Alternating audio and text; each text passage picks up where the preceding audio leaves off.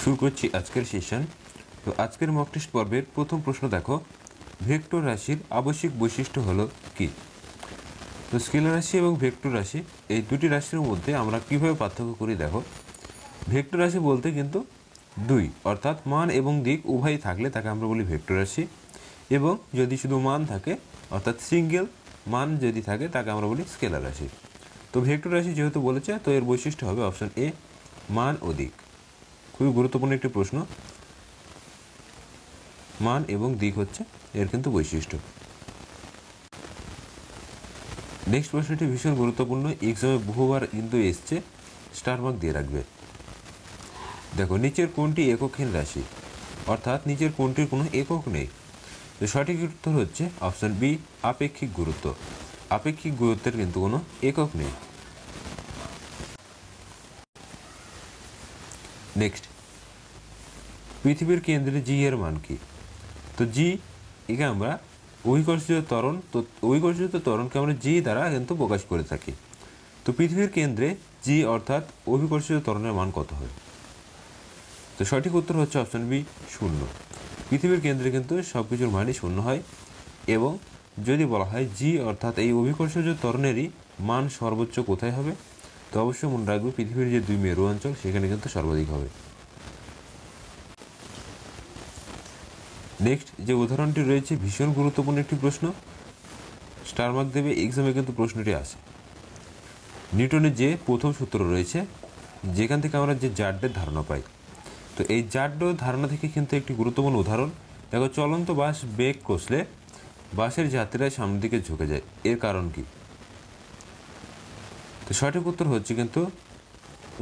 হচ্ছে option A, গতিজাড্য। তো এর মনে রাখার ট্রিক্সটা তোমরা দেখে রাখো, চলন্ত বাস ব্রেক কষছে অর্থাৎ গাড়িটি আগে কি অবস্থায় ছিল, চলন্ত বা গতিশীল, তাই এটি গতিজাড্য।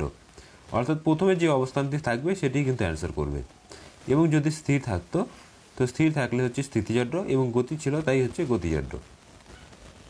এ থেকে অপর একটি উদাহরণ তোমরা দেখতে পাবে, এক্সামে কিন্তু মাঝে মধ্যেই দিতে পারে, যে চলন্ত যে ফ্যানগুলো রয়েছে, অর্থাৎ বিভিন্ন যে ফ্যান রয়েছে, তো সেগুলিকে আমরা দেখবে সুইচ অফ করার পরেও কিন্তু কতক্ষণ ধরে ঘুরতে থাকে। তো এটার কারণই হচ্ছে এই গতিজাড্য। নেক্সট দেখো, রকেটের কার্যনীতি। তো রকেটের কার্যনীতি কিসের ওপর প্রতিষ্ঠিত হয়েছে? সঠিক উত্তর হচ্ছে অপশন সি, ভরবেগ। তো ভরবেগ এটি কিন্তু নিউটনের সূত্রের মধ্যে রয়েছে, তো এটি কার্যনীতি কিন্তু এই ভরবেগের সংরক্ষণ সূত্রের উপর প্রতিষ্ঠিত। নেক্সট দেখো, লিভার থেকে একটি গুরুত্বপূর্ণ প্রশ্ন, প্রথম শ্রেণীর লিভারে আলম্ব বিন্দু অবস্থান করে কোথায়? তো সঠিক উত্তর হচ্ছে দেখো, ভার ও প্রযুক্ত বলের মাঝে, অপশন এ। নেক্সট প্রশ্ন দেখে নেব, দ্বিতীয় শ্রেণীর যে লিভার রয়েছে, তো সেখানে কিন্তু লিভারের ভারের দণ্ডের কোথায় থাকে? তো দ্বিতীয় শ্রেণী যখন বলেছে, তো এর ক্ষেত্রে সঠিক উত্তর হবে অপশন এ, মাঝখানে কিন্তু অবস্থান করে। নেক্সট, তৃতীয় শ্রেণীর লিভারের বল দণ্ডের কোথায় থাকে? তো সঠিক উত্তর হচ্ছে অপশন বি, মাঝে। নেক্সট, মরুভূমির মরীচিকার কারণ কি? ভীষণ গুরুত্বপূর্ণ প্রশ্ন, প্রত্যেকে স্টার মার্ক দেবে, বহুবার এক্সাম এসেছে। তোমাদের ফটো অর্থাৎ লাইট বা আলো যে চ্যাপ্টারটি রয়েছে, তো এই চ্যাপ্টার থেকে কিন্তু যদি কোনো প্রশ্ন আসে, তো সর্বাধিক পরিমাণে কিন্তু এই প্রশ্নটি কিন্তু সবার প্রথমে উঠে আসবে। অবশ্যই মনে রাখবে, এক্সামে কিন্তু এই প্রশ্নটি বিগত বছরগুলিতে এসছে। তো সঠিক উত্তর হচ্ছে অপশন ডি, আভ্যন্তরীণ পূর্ণ প্রতিফলন। নেক্সট দেখো, জলে আংশিক ডোবানো সোজা দ্বন্দ্বকে বাঁকা দেখার কারণ কি? এটাও কিন্তু ভীষণ গুরুত্বপূর্ণ একটি প্রশ্ন, প্রত্যেকে স্টার মার্ক দেবে। তো সঠিক উত্তর হচ্ছে কিন্তু অপশন বি, প্রতিসরণ। নেক্সট প্রশ্ন দেখো, সিনেমার পর্দা কিরূপ হওয়া উচিত? ভীষণ গুরুত্বপূর্ণ একটি প্রশ্ন কিন্তু, সঠিক উত্তর সাদা এবং অমসৃণ। তো অপশন ডি হচ্ছে সঠিক উত্তর। নেক্সট, নিচের কোনটি প্রাথমিক বর্ণ নয়? তো প্রাথমিক বা মৌলিক বর্ণের মধ্যে আমরা সুনীলকে জানি। তো সুনীল কথার অর্থ হচ্ছে সু দিয়ে হচ্ছে সবুজ, নী দিয়ে হচ্ছে নীল এবং লা দিয়ে লাল। তো দেখো বাকি অপশন সি লাল এবং অপশন এ হচ্ছে সবুজ এবং বিটা দেখো কালো। তো কালো কিন্তু হচ্ছে প্রাথমিক বর্ণের মধ্যে পড়ছে না। তো অপশন বি সঠিক উত্তর। নেক্সট দেখো এই প্রশ্নটি কিন্তু তোমাদের ডাব্লিউপি কনস্টেবল প্রিলিমিনারি এক্সাম 2019-এ এসেছিলো। তো প্রশ্নটি কিন্তু একটু ঘুরিয়ে এসেছিলো। কীভাবে এসেছিলো আমি একটু বলছি। দেখো যে লাল আলোতে সবুজ আলোকিত। তো মনে রাখবে যে এখানে লাল আলোতে আলোকিত সবুজ পতাকাকে কীরূপ দেখাবে। তো এক্ষেত্রে সঠিক উত্তর হচ্ছে অপশন এ কালো। তো তোমাদের সেক্ষেত্রে প্রশ্নটি এসেছিল এরকম যে একটি লাল কাগজকে আমরা যদি সবুজ কাঁচের মধ্য দিয়ে দেখি তো সেটিকে কেমন দেখাবে। তো এরকম কিন্তু প্রশ্নটি ছিল। তো অবশ্যই কিন্তু সেক্ষেত্রে সঠিক উত্তর হয়ে যাবে কালো। নেক্সট সমান পরমাণুর ক্রমাঙ্ক কিন্তু ভিন্ন ভর সংখ্যা পরমাণুগুলি পরস্পরের কি বলা হয়। তো পরমাণুর সংখ্যা যেহেতু সমান বা প্রোটন সংখ্যা, তো এক্ষেত্রে সঠিক উত্তর হয়ে যাবে আইসোটোপ। অপশন সি দেখো আইসোটোপ হচ্ছে সঠিক উত্তর। নেক্সট সমান ভর সংখ্যা কিন্তু ভিন্ন পরমাণু ক্রমাঙ্কের পরমাণুগুলিকে বলা হয় পরস্পরের কি। তো যেহেতু ভর সংখ্যা সমান তো তাই একে বলবো আমরা আইসোবার। সঠিক উত্তর অপশন সি আইসোবার। নেক্সট সমান নিউট্রন সংখ্যা কিন্তু ভিন্ন পরমাণু ক্রমাঙ্কের পরমাণুগুলি পরস্পরের কি। তো যখন নিউট্রন সংখ্যা সমান হবে তখন তাদেরকে আমরা বলবো হচ্ছে আইসোটোন। সঠিক উত্তর হচ্ছে অপশন বি আইসোটোন। নেক্সট এই প্রশ্নটি কিন্তু ভীষণ গুরুত্বপূর্ণ, স্টার মার্ক দেবে, বহুবার এক্সামে কিন্তু আসে। দুই ভর সংখ্যা বিশিষ্ট হাইড্রোজেনকে কী বলা হয়। তো সঠিক উত্তর হচ্ছে অপশন সি ডয়টেরিয়াম। তো ডয়টেরিয়াম হচ্ছে কিন্তু এই দুই সংখ্যা বিশিষ্ট হাইড্রোজেন। তো এক সংখ্যা বিশিষ্ট হাইড্রোজেনকে বলা হয় পোটিয়াম, দুই সংখ্যা হচ্ছে ডয়টেরিয়াম এবং তিন সংখ্যা বিশিষ্ট ট্রিটিয়াম। তো এই তিনটে কিন্তু আছে এই প্রশ্ন। নেক্সট দেখো পরের প্রশ্নেই কিন্তু জানতে চাওয়া হয়েছে যে তিন ভর সংখ্যা বিশিষ্ট হাইড্রোজেনকে কী বলা হয়। তো কি বলবে অপশন ডি ট্রিটিয়াম। এবং পোটিয়াম হচ্ছে কিন্তু এক ভর সংখ্যা বিশিষ্ট হাইড্রোজেন। নেক্সট তড়িৎ প্রবাহের ব্যবহারিক একক কী। তো সঠিক উত্তর হচ্ছে কিন্তু অ্যাম্পিয়ার। তো অ্যাম্পিয়ার হচ্ছে তড়িৎ প্রবাহের ব্যবহারিক একক। নেক্সট প্রশ্নটি ভীষণ গুরুত্বপূর্ণ, স্টার মার্ক দেবে, বৈদ্যুতিক বাতির ফিলামেন্ট কিসের দ্বারা তৈরি হয়। তো এটি তৈরি হয় অপশন সি সঠিক উত্তর টাংস্টেন। তো ভীষণ গুরুত্বপূর্ণ একটি প্রশ্ন এটি। নেক্সট রাজ্যের অ্যাডভোকেট জেনারেলকে, তো এই রাজ্যের যে অ্যাডভোকেট জেনারেল এনাকে কে নিয়োগ করেন। তো এক্ষেত্রে সঠিক উত্তর হচ্ছে কিন্তু রাজ্যপাল।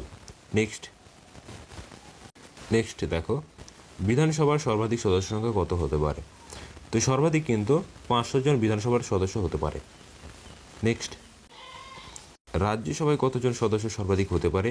তো এই প্রশ্নের সঠিক উত্তর হচ্ছে 250 জন। নেক্সট বিধানসভার কতজন নিম্ন সদস্য হতে পারে।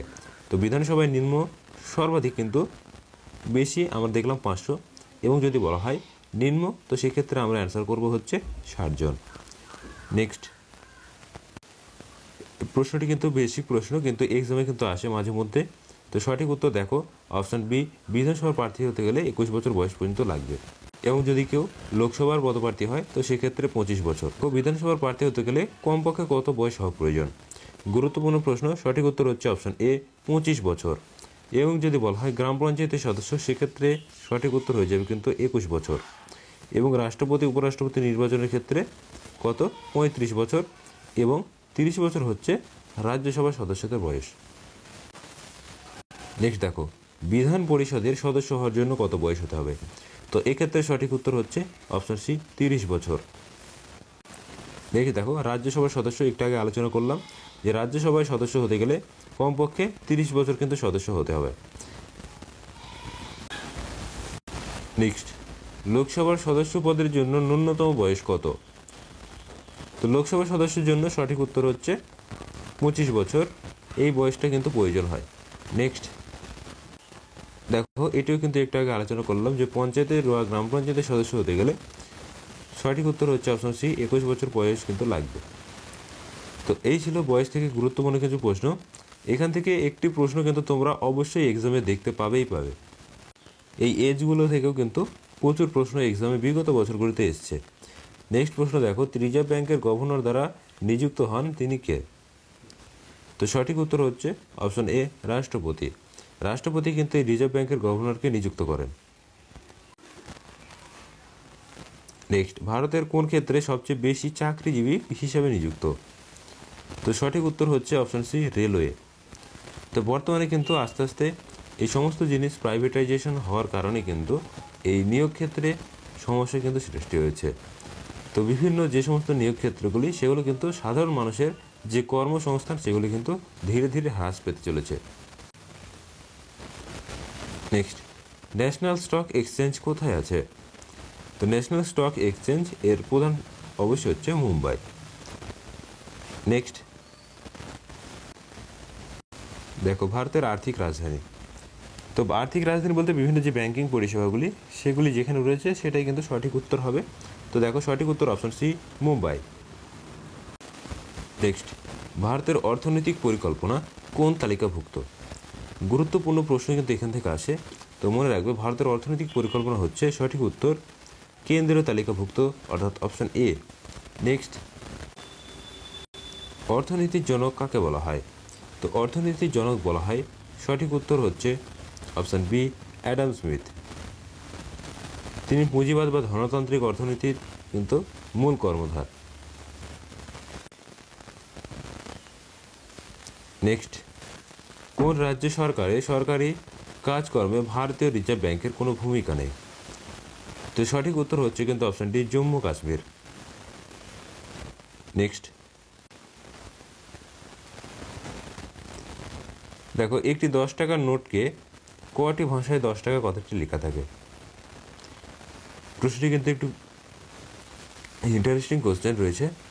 তো দেখো, 10 টাকার যে নোট সেখানে যদি তোমরা দেখো তো প্রধান 70টি ভাষা কিন্তু দেখতে পাবে। নেক্সট, রাজ্য সরকারের রাজস্বের প্রধান উৎস কি? তো এই প্রশ্নটি কিন্তু বিগত বছরে এসছে। তো রাজ্য সরকারের রাজস্বের প্রধান উৎস হচ্ছে সঠিক উত্তর বিক্রয় কর। নেক্সট,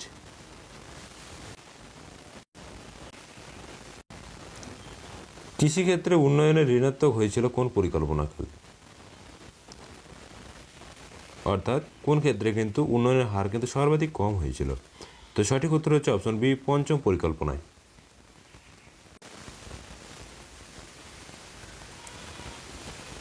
40 নম্বর প্রশ্ন দেখো, স্বাধীনতার পরে প্রথম আধুনিক 1 টাকার মুদ্রা চালু হয়, এটি কত সালে হয়েছিল? তো সঠিক উত্তর হচ্ছে 1962 সালে। 1962 সালে এই জুলাই মাসে কিন্তু প্রথম চালু হয়েছিল। এই ছিল আজকে তোমাদের গুরুত্বপূর্ণ প্রশ্নোত্তর। তো ভিডিওটি ভালো লাগলে অবশ্যই বন্ধু মাঝে শেয়ার করবে এবং যারা চ্যানেলে নতুন অবশ্যই চ্যানেলটিকে সাবস্ক্রাইব করবে। আমরা কিন্তু আপকামিং ডাব্লিউপি, কেপি এবং সেই সাথে পিএসসি ক্লার্কশিপের কথা মাথায় রেখে বিগত বছরের প্রশ্নোত্তর এবং এক্সাম রিলেটেড গুরুত্বপূর্ণ টপিক থেকে প্রশ্ন কিন্তু আমাদের প্রত্যেক দিন মক টেস্টের মাধ্যমে করানো হচ্ছে। তো তোমরা কিন্তু অবশ্যই ক্লাসগুলি করতে থাকো। এক্সামে এখান থেকে প্রচুর প্রশ্ন কিন্তু তোমরা কমন পাবে।